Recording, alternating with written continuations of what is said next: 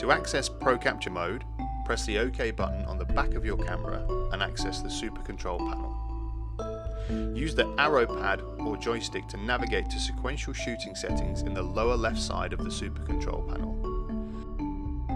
Press OK and navigate to ProCap SH1 or ProCap SH2 from the list.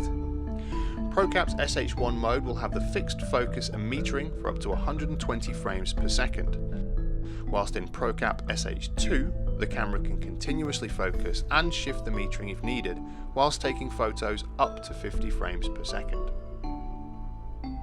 In Pro Capture mode, as soon as you press the shutter halfway, the camera starts to buffer images into its memory, allowing you to capture that moment even before you fully press the shutter button.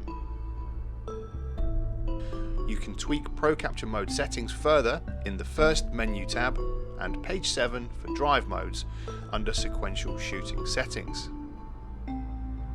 This is where you'll need to be if you want to change the amount of pre-shutter frames, maximum frames per second, or the frame count limiter.